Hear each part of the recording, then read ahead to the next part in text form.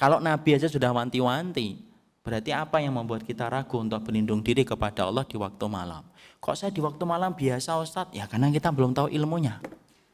Makanya sampai Rasulullah tadi kan mengatakan, kalau kalian tahu apa yang aku lihat di waktu malam, pastilah kalian tidak akan pernah mampu berjalan sendirian di waktu malam. Nah sekarang mari kita bahas sebentar. Apa sih sunnah-sunnah yang bisa kita maksimalkan di waktu malam? Ya, enggak usah ditulis, didengerin aja. Nanti kita ditulis setelah kita dengerin. Sunnah-sunnahnya di waktu malam itu adalah ketika matahari tenggelam. Tutup pintu rumah kita dengan membaca bismillah. Tutup dengan membaca bismillah.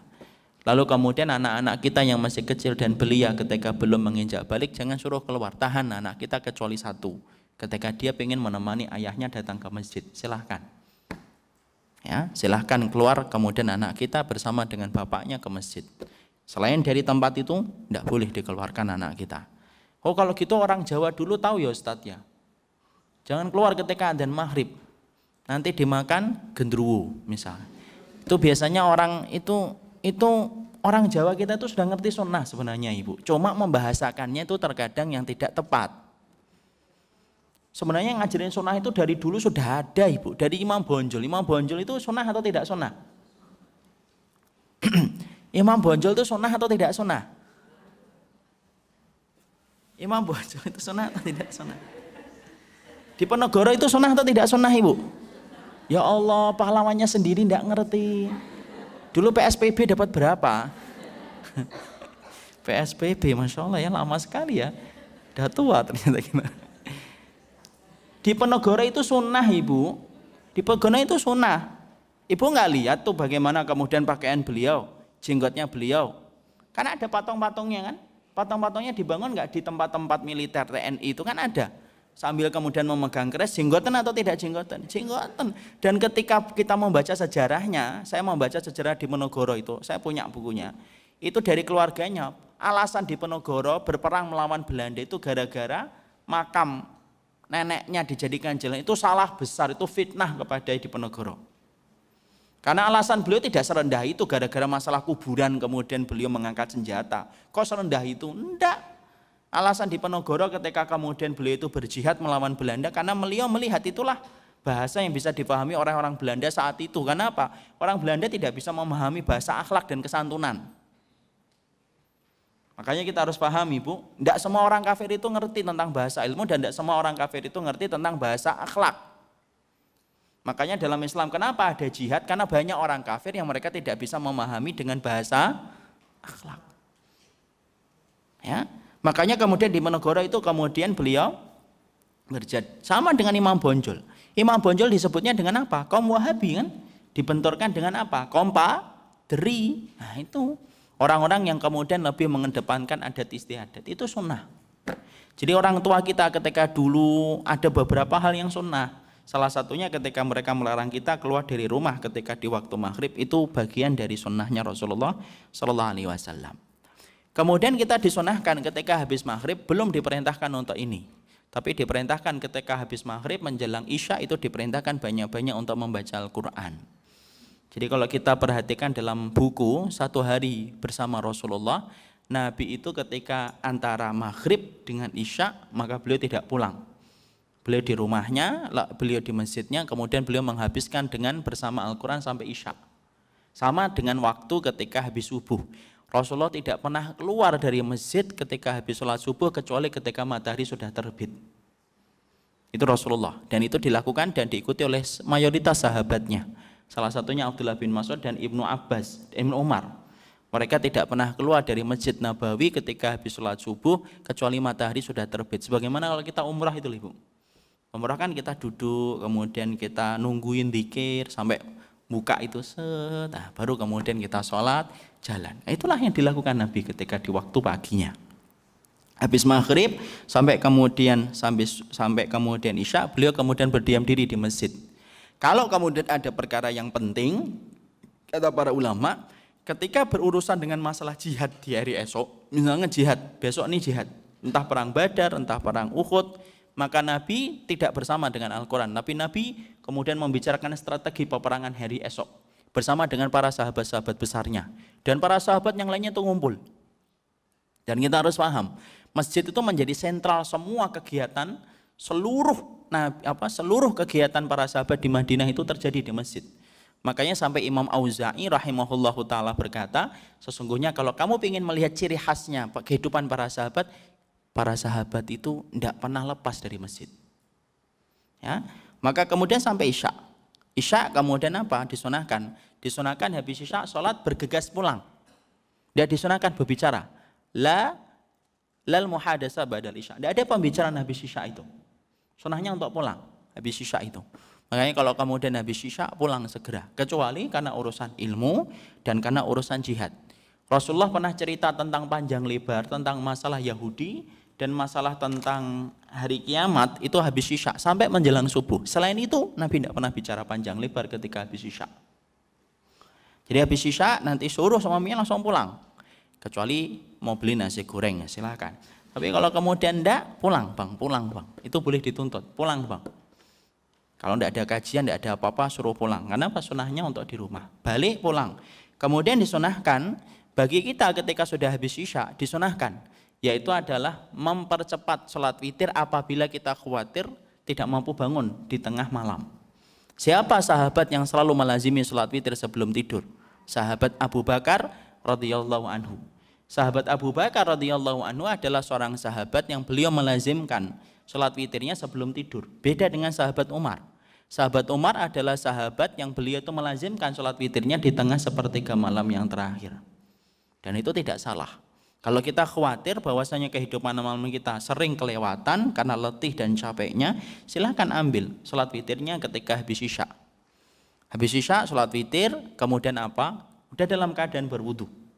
Kemudian kita disunahkan ketika habis Isya itu. Sebenarnya kalau kita perhatikan di sini dalam riwayatnya Bukhari Muslim, Nabi tidak melakukan aktivitas makan ketika habis Isya. Dan Nabi jarang disebutkan dalam riwayat melakukan aktivitas makan habis maghrib.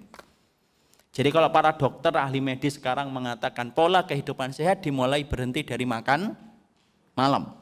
Kan gitu ya, bagi yang diet-diet.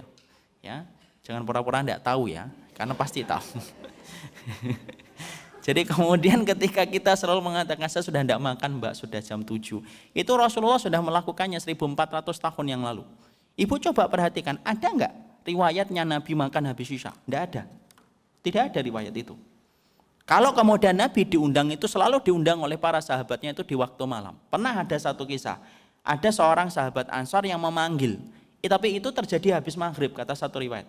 Tahu kan satu riwayat yang Allah tersenyum kepada seorang Ansor ketika kemudian dia tidak memiliki makanan tapi menjamu tamunya Rasulullah. Kemudian dia ketika tamunya datang dia mematikan lampu. Nah itu para ulama menerangkan itu waktu habis maghrib. Ada yang mengatakan habis Isya, tapi kemudian lebih ini itu adalah habisnya itu habis maghrib. Dijamu kemudian mereka sholat. Artinya di situ kemudian habis Isya sebenarnya tidak ada aktivitas makan. Walaupun kalau makan boleh atau tidak Ustaz? Boleh, bukan menjadi haram. Makruh? Enggak. Tapi kalau kemudian kita melihat bagaimana Rasulullah ketika beliau mengkonsumsi makanan, beliau tidak melazimkan dan tidak merutinkan makan habis Isya. Kemudian sholat, kemudian apa yang disunahkan? Kemudian mulai matikan lampu-lampu. Kalau dulu penerangan dengan membaca bismillah. Dengan membaca bismillah. Kenapa? Kita betul-betul menjaga rumah kita ini. Menjaga rumah kita dari segala macam gangguan setan yang sudah keluar dari peraduannya ketika matahari tenggelam. Makanya kita ekstra, berzikirnya di waktu malam itu lebih ekstra. Kemudian kita nutup pintu membaca bismillah. Bismillah, nutup. Kemudian matikan, bismillah, matikan. Kemudian bejana-bejana ketika sudah ini, tutup. Baca bismillah. Kalau enggak, balik. Kemudian setelah itu kalau kita batal, wudhu kembali. Karena apa? Karena sesungguhnya itulah yang akan menjadikan malaikat tidur untuk menjaga kita sampai di waktu paginya. Kemudian menepuk-nepukkan tempat tidur dengan membaca bismillah karena kita tidak tahu siapa yang menempati tempat itu sebelum kita menempati tempat itu. Kemudian disunahkan setelah menempuk-nepuk tidur, disunahkan ngobrol sebentar dengan istrinya, ngobrol sebentar dengan suaminya. Karena apa? Rasulullah melakukan itu dalam satu riwayat ketika Ibnu Abbas menyampaikan itu dari riwayatnya Maimunah. Jadi Rasulullah itu ketika pulang dari masjid melakukan apa yang tadi kita sebutkan, kemudian Rasulullah itu bicara dengan Maimunah. Siapa ini Maimunah? Bibinya Ibnu Abbas radhiyallahu anhu. Maka kemudian Rasulullah SAW cerita. Maka disitulah kita cerita, disitulah kemudian kita mendengar. Sang istri kemudian cerita, kemudian sang suami mendengarkan. Sebagaimana Rasulullah mendengarkan. Ibunda Aisyah itu pernah cerita panjang tentang laki-laki dan Rasulullah mendengarin, tidak ada yang disela. Ya, didengerin saja, walaupun ternyata kadang-kadang tidak penting yang dibicarakan, ya. Tapi sunahnya untuk mendengarkan. Kemudian disunahkan setelah itu siap-siap, prepare untuk kemudian tidur. Sebelum tidur ada zikir lagi. Zikirnya apa? Yaitu disunahkan untuk membaca Al-Baqarah. Kalau kita tidak mampu karena lebih dari 2 juz dan kita masih Iqra 5 misal, dan itu terlalu panjang, maka disunahkan dalam riwayatnya Abdullah bin Mas'udin radhiyallahu anhu kemudian membaca 10 ayat saja. 10 ayatnya itu yang mana? 4 ayat yang pertama, kemudian ayat kursi, kemudian 2 ayat setelah ayat kursi, kemudian 3 ayat yang terakhir. Ya. Kenapa kita kemudian disunahkan untuk membaca itu? Karena untuk menjaga rumah kita dalam satu hari, terutama di waktu malam. Dan itu terjadi dan itu bisa terwakili seluruh ayat di dalam surat Al-Baqarah terwakili pada 10 ayat. 4 ayat yang pertama, ayat kursi, 2 ayat setelah ayat kursi, dan kemudian 3 ayat yang terakhir. Setelah itu kemudian kita berzikir. Zikirnya apa? Zikirnya ketika kita zikir membaca Al-Ikhlas, Al-Falaq, An-Nas, membaca ayat kursi. Makanya Masya Allah rangkaian kok banyak Ustadz? Ya karena gangguannya banyak di waktu malam. Dan kita harus pahami Bu, jangan pernah kita merasa terlalaikan dan terlenakan. Bahwasanya seakan-akan tidak mungkin sihir itu menimpa kita. Jangan, kenapa? Fitnah yang tidak pernah absen dan fitnah yang tidak pernah cuti dalam setiap waktu itu fitnah sihir itu tetap ada, tidak pernah berhenti. Terutama saya ingatkan ketika ibu memiliki seorang suami di mana pekerjaannya sangat penuh resiko ketika banyak berhadapan dengan orang. Makanya meruqyah, ajak suaminya tuh ruqyah, ajak suaminya tuh ruqyah. Diri sendiri saja meruqyah itu yang paling baik diri sendiri ibu. Meruqyah itu yang paling baik diri sendiri itu yang paling baik. Dan cara meruqyah diri sendiri itu gampang. Bacain ayat, usapkan ke bagian tubuh. Itu meruqyah diri kita. Dan tidak ada pengkhususan surat-surat tertentu dan tidak ada pengkhususan ayat-ayat tertentu. Membaca itu kemudian tidur. Kemudian apa sunahnya ketika tidur? Sudah, ketika tidur kalau ketika menjumpai mimpi yang buruk. Kalau menjumpai mimpi yang buruk disunahkan untuk diam, tidak usah cerita. Bangun, kemudian beludah ke kiri 3 kali. Kalau mimpi yang buruk tidak usah diceritain. Beludah di kiri itu simbolnya, bukan ludah beneran. Ya. Takutnya suaminya ada di kirinya ibu, bangun dia. Tidak usah kemudian terlalu demonstratif, gitu tidak usah. Nantinya kemudian simbol saja. 3 kali, kemudian membaca A'udzubillahi minasyaitonirrajim. Dan ingat, mimpi yang buruk tidak usah diceritakan. Kenapa? Datangnya dari syaitan. Ya. Kemudian ketika kita tidur, kemudian semacam itu bangun. Dan ketika bangun, apa yang disunahkan? Ketika bangun disunahkan bagi kita, jangan langsung berdiri. Disunahkan bagi kita ketika bangun, dalam riwayat Ibnu Abbas tadi, masih dilanjutkan. Nabi ketika bangkit dari tidurnya, maka Nabi duduk. Tidak langsung berdiri. Makanya kalau dokter hari ini bilang, supaya nggak migrain itu kalau bangun jangan langsung, kalau tidur itu kalau bangun jangan langsung berdiri, tapi duduk dulu. Itu sudah dilakukan Nabi. Jadi kemudian tidur, kemudian duduk dulu, mengusap wajah. Lalu kemudian melihat ke atap rumah, yaitu melihat ke atap-atap rumah. Kemudian membaca 10 ayat yang terakhir dalam surat Ali Imran. Ini biasanya suka lupa. Kenapa lupa? Belum terbiasa. Caranya, triknya, ibu tulis itu di samping tempat tidur. Membaca 10 ayat yang terakhir ketika habis tidur. Setelah membaca itu dari kata inna fi khalqis samawati wal ardi wakhtilafil laili wan nahar, kemudian setelah itu sholat. Sholat itu kemudian jangan sampai mengambil hak kita sebagai seorang muslim yang memiliki hak atas tubuh kita. Sholat.